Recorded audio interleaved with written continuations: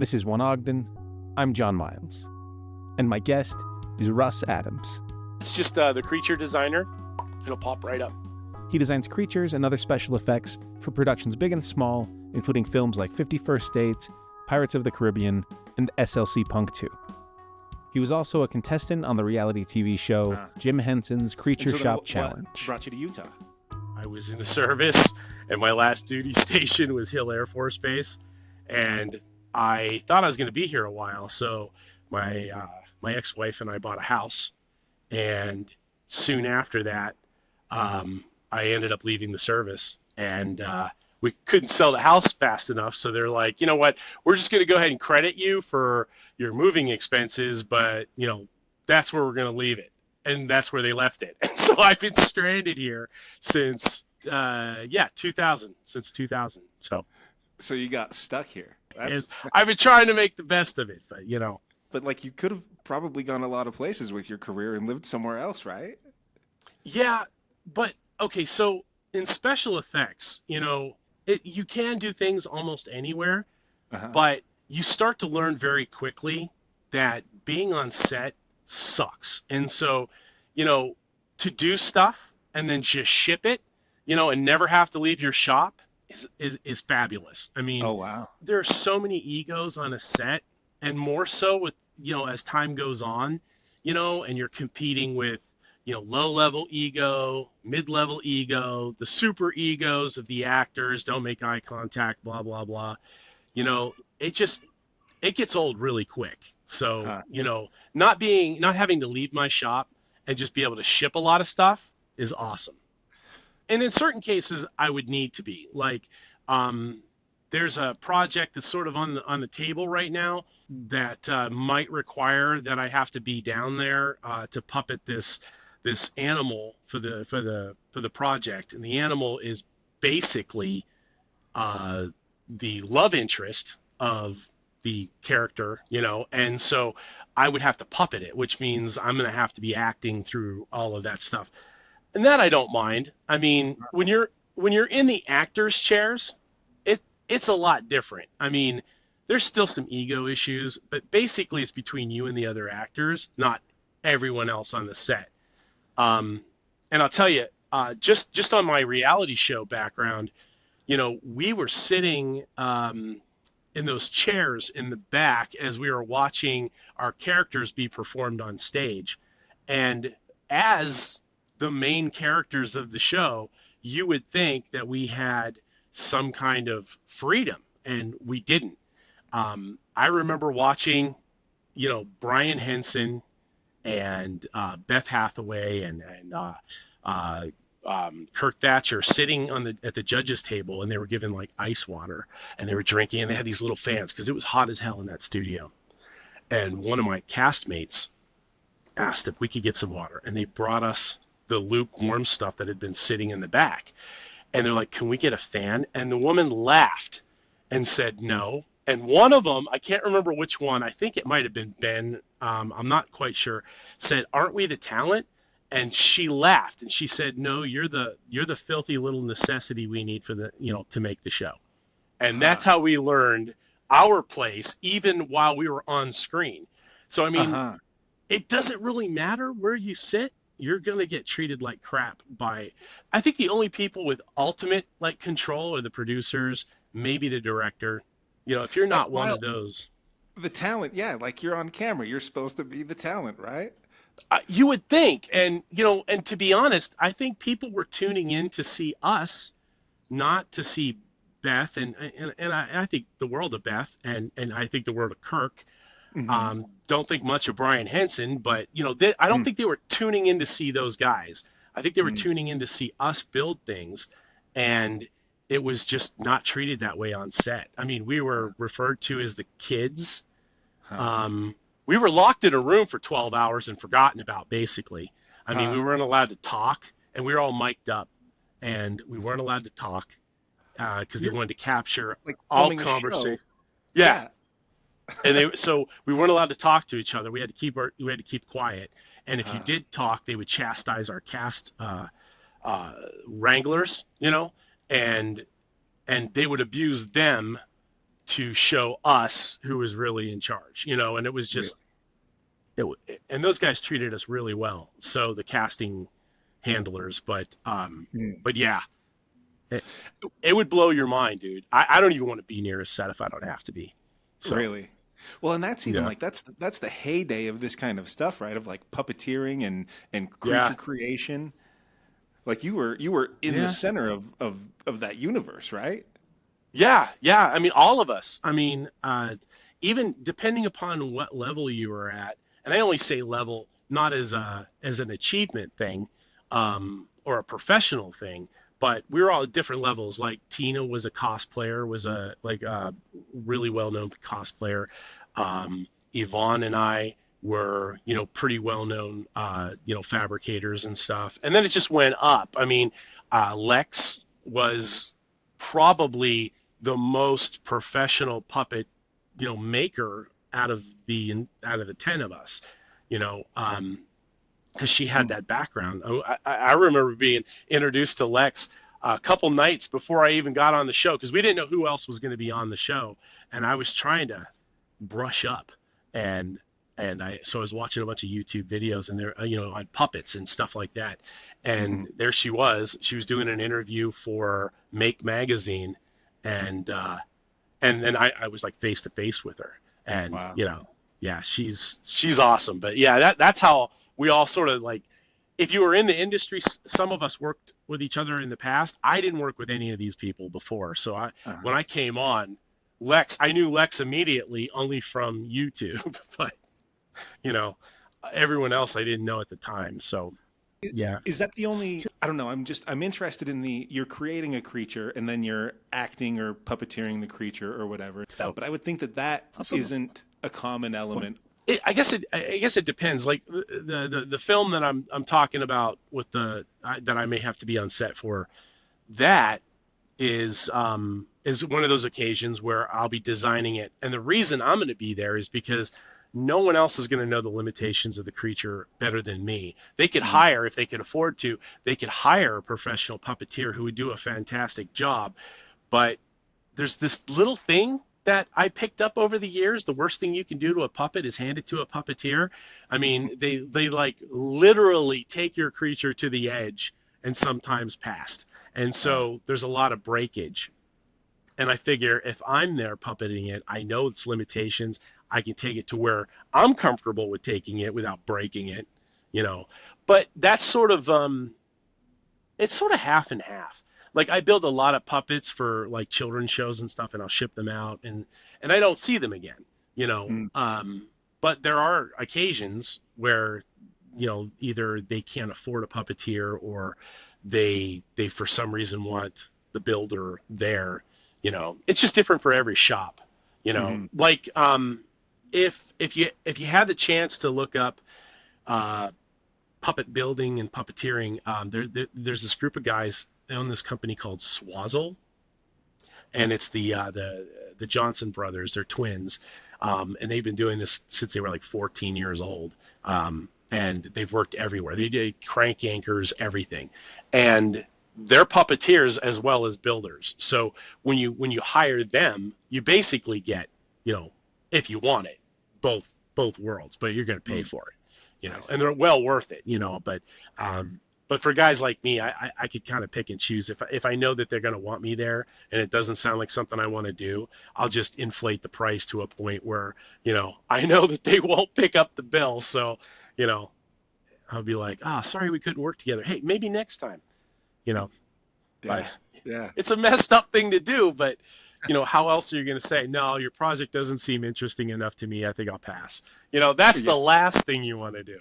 I would rather be known as being slightly more expensive than like a complete asshole, which, you know, everyone knows I am, so it doesn't matter. But yeah, I think a lot of artists do it. So it's not like, I wouldn't say it's like, you know, specific to me alone, but you know. You didn't innovate it. That's okay. Right. No. So I want to go back to how you got into it. I heard you say that like did you kind of start with miniatures and stuff? Is that? For me, you know, it was basically when I was a kid, I liked to tear apart toys and make something different, you know, and then as you tear things apart, you learn how they work, you know. And, you know, there's just this thing about building something out of nothing that becomes fun. I would build my own costumes and things like that. And then I realized, you know, that what I was watching on television and in the movies was, you know, just was a professional level of what I was doing. And I just decided that that's what I wanted to do. And the Operation game was fantastic because inside that game is an electric motor, is a battery pack, and is a light. And there's some contacts with the alligator clips. And you can build some awesome stuff if you tear that game apart. Now, I played the game a bunch of times, and then I remember like being bored with the game, and then let's see what this thing's made out of. And you tear it apart, and you're like, oh my God, I've got an electric motor, and oh my God, I've got lights, and they've already got the, you know, the resistors in there so that I don't have to worry about, you know, doing any kind of resistors, you know, because as a kid, you try to hook up a light to a battery, you know, especially now with like LEDs, and you need a resistor because if you put those two, you know, things on the battery, it's going to pop the light. And you're like, how is this thing working if, you know, because you're a kid, you don't know about resistors. You know, this had all of those elements, and you just build things out of it and hide the scraps of the game that once was, you know. I'm curious how that evolves into a career. Like, does it get more advanced in your teenage years? Do you start, I don't know, do you become a potter? How does it evolve?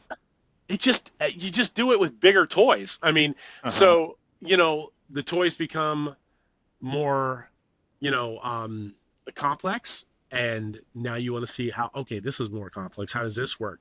But then in the back of your mind, you remember when you're building something later on, oh, that joint system worked like this in that toy. I bet you I can make it work like this, you know, on this big piece that I'm building.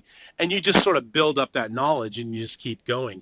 The transition, it's a difficult jump. And I only say that because you've got some kids going to school now. There are things out there that can teach them deliberately what you learned through trial and error, through, you know, so it's different now than it was then, you know, because I mean, I'm going to date myself here, but I came from the old card catalog system, and because I grew up in a rural community, you know, our school library was such that, you know, I mean, their special effects section of the library, I mean, there wasn't one. So I mean, you had to find like Fangoria magazine, and then sometimes you would get lucky enough to see a picture of something that was in progress.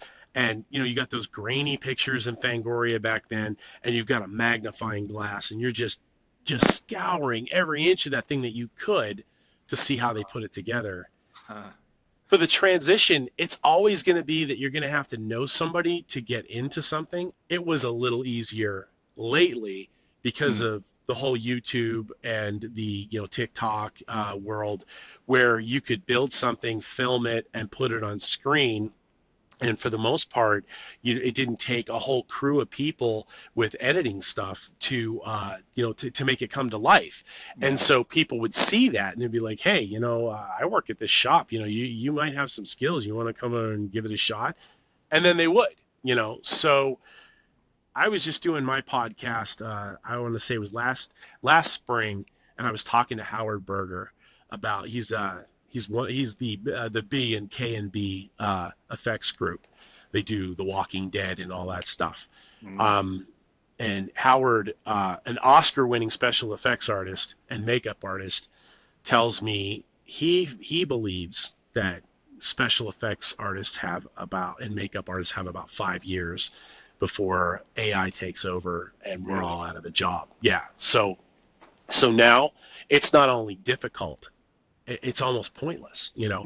He was telling me he had this 19-year-old artist that was trying to get a spot in his shop, and he wanted nothing more than to bring her in, you know, but he told her that he can't in good conscience support her, you know, aspirations because he knew what was coming. I think just as a consumer, I think what I tend to prefer, like too much computer generated is bad. You need like a layer of physical, and then it's enhanced maybe with some VFX. Yeah. And we've all agreed on that for years. It's always been, you know, too heavy in one way or the other. And you'd see stuff like that when Tim Burton did Planet of the Apes. That was all makeup. That was Stan Winston Studio doing some of the most amazing makeup ever, and then what's his name? Wyatt directed the next, adaptation, and it was all CG. And yeah, you lost a lot of what Tim Burton had done to make it really cool. He kind of stayed with that 60s, 70s thing that they created by using the practical effects, where he could have gone CG, but he preferred the artistic, version of it. So, I mean, the marriage of the two has always been a better deal. So what was the first job you got paid for to do effects for? It was 51st Dates. Yeah, that was my first big, Hollywood thing. Other than that, I mean, I want to say it was probably like little costume things, but if we're talking about things that were career forming, that would be one of them. Yeah. When I was coming out of high school, I was about to go into the Art Institute of Pittsburgh, and my grandfather talked me out of it because he was just terrified that I was going to grow up to be an artist. It was cute when I was little. They would laugh and giggle. Oh, he's going to be a professional artist. Okay. And they thought that I would grow out of it. And so when it became like, holy shit, he's actually going to try to do this, he did his best. My family did their best to pull the plug, and scared the crap out of me. And I ended up joining the service for roughly 10 years. And I loved what I did in the service. It was a lot of fun. But but when I got out, I was like, okay, now it's my time. Now it's my time. And my grandfather comes back, whispering in my ear, no, you can't do this. You just spent all this time in the service, now you've got, like job experience, you want to go get a job as an accountant. And I make that joke, not realizing, I mean, I knew for years that my wife was an accountant, but for years I've been saying, what do you want me to be, an accountant? I mean, how miserable is that? Not realizing, that, my wife has been doing that job forever, and I've kind of been slapping her, and it's like, I mean, she doesn't argue with you though, right? She doesn't. She really doesn't. No, she really doesn't. But she's good at it, So I was like, what is it with you in accounting? Because it was either the military or accounting, and I picked the military. So I get out and I start working for a company, and decide, that it's my turn to open a shop. And so to start that shop, I did things like I made my own masks, I made my own costumes, and I sold them to the general public. And I was trying my best to diversify my skill set. And a buddy of mine was working on a film, and there was something on that film. I had an eye for it. And so I came on, I'm like, it needs to be a little more like this and like that. And they would fix it. And that's how I kind of fell into the film industry after taking that 10 years, which was pretty detrimental. I mean, 10 years, other people had started when you started the service. And so like kids are going into special effects at 18, 17, 19, and I came in my early 30s, So it was, it was hard. But yeah, so that's how I got started. Was I would do costumes and masks, and then slowly worked into props and a lot of gore, which I wasn't really into. I mean, I lost my interest in horror movies by working in special effects, because now I watch them and I'm like, oh, they got that's a little bright, or that's just, you sort of lose the magic, What are some of the projects that you worked on? It's a collage of mostly indie stuff. I feel like independent stuff can be more fun because everyone has to be a little more humble because of their budgets, right? Commercial stuff. We did this commercial for Colorado Wildlife Foundation. It was called Hug the Hunter program. And so I called my friend Lex from the show and I said, hey, I need to build some deer and I can't do all this by myself. I need a little help. So Lex and I built the full-size deer puppet. She built a handheld version of it, and we put this thing together. It was like we get there and we're learning stuff on the fly. Like the hunters are like, hey, his antlers shouldn't be bright like that. They should be more grayish because of the time of year, because of the blood flow in the antlers. And I'm like, there's blood flow in antlers? So we're in there, we're like graying up these antlers and stuff on the fly. It was fun because it was freezing. Everyone had a good time, and we got like I think 3 commercials out of that. Like you got all these paints and stuff with you out in Yeah. Colorado? So basically, I had a kit that I put together, and because I knew I was flying out with it, we stowed the kit, in with the deer in this huge crate that was being shipped. Yeah, so we set up a little mobile, thing. They asked us what we needed. They got us our stuff. We had like a little tent, and there was a table where we would like put things together and all of our paints. I remember they hadn't gotten everything set up for us yet, and we had to drive the deer out to a park, just this random park, and we're sitting in a park while kids are playing, and we've got this dead deer and this deer head, just sitting on the ground, and we're touching up the paint job, and all these kids were like, like what happened, and they just thought that these are 2 dead animals on the side of the. Yeah, it was a lot of fun. But and then I got to work on Pirates of the Caribbean 2 and 3, and I think I got credit for 2 of those because of the fact that they kind of shot them together, and it was never really understood who did what for what. It was all sort of blended, So was that all a lot of those aquatic people? Is that the kind of stuff you were doing? No. I was honestly, I did a lot of skeleton work and stuff. It was, and whatever they needed. I mean, because you need to be a Howard Berger type or Greg Nicotero or someone like that to get the really juicy stuff that's going to be on camera. It's very rare that unless you're a prevalent, force, and these guys have been in the industry since I was like in middle school, who oddly enough are from the same side of the country. Well, at least Greg is, from the same side of the country I am, you kind of have to be able to get on screen like that. You're usually doing background stuff, and I'm fine with it. It still pays well, I mean, and then you still get the credit, There was one film called #Screamers. Was the first time I got to create the on-screen villain, and I was over the moon about that. So, and that was an indie project. A friend of mine acted and produced in it, Tom Malloy. And Tom's a pretty big fixture in Hollywood, so he's done some really, really awesome stuff with people I later got to hang out with. It was weird. I'm hanging out with Elijah Dushku, and Tom's like, "Hey, tell her I said hi." I'm like, "Does she know you?" And then I realized, yeah, Alphabet Killer. I watched the damn movie. He produced it. It had Timothy Hutton, and there she was. Yeah, Elijah Dushku. And I whispered over, and she kind of like perked up. Tom? Yeah, doesn't everybody? Like you've never really worked with any local productions, right? You've always kind of been. Yeah. I in my early years, I did some work with some local productions. Their main problem is this: they spend all this time raising money, whatever they can afford.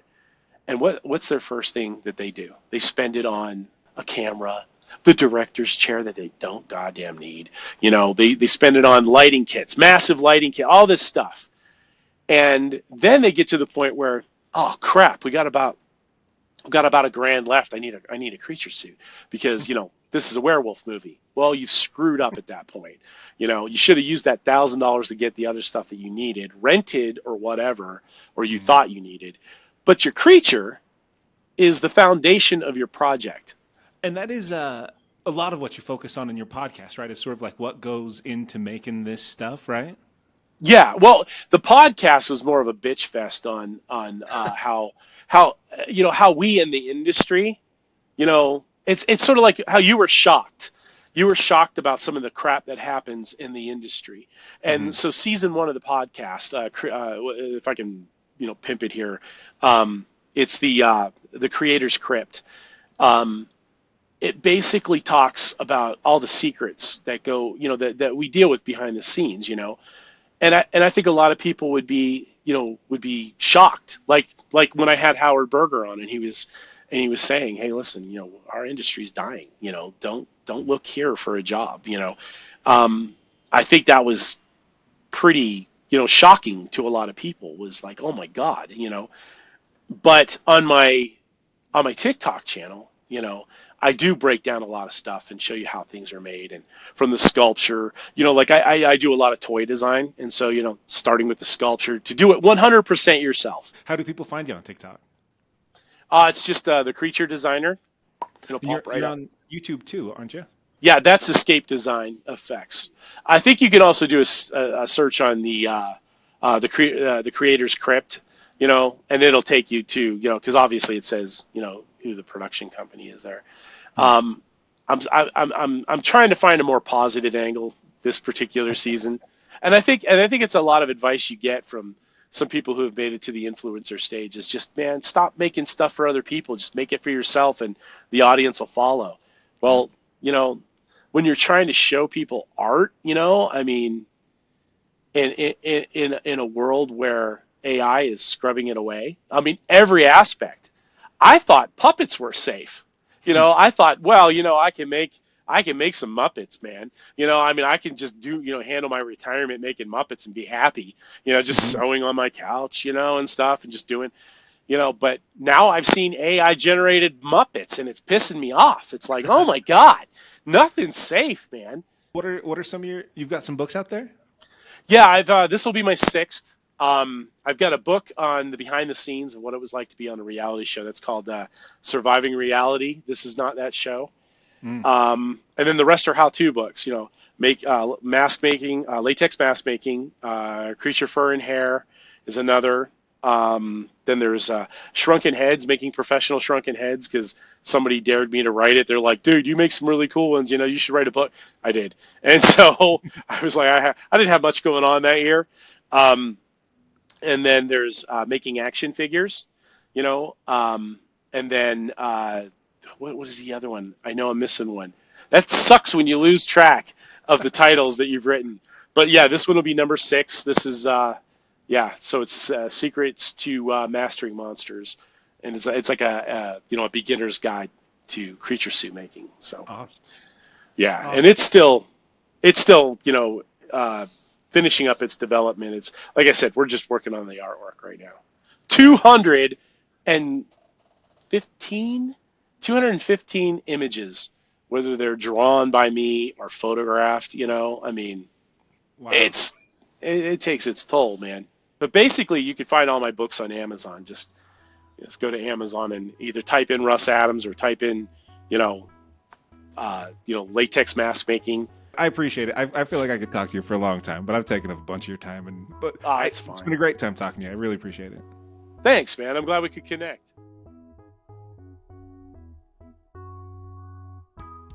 So there's a whole bunch more to this interview.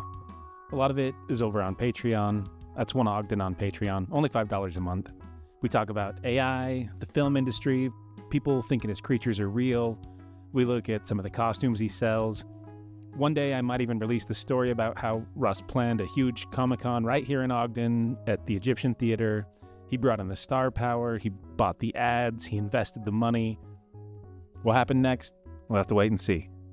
Stay tuned to One Ogden for more stories.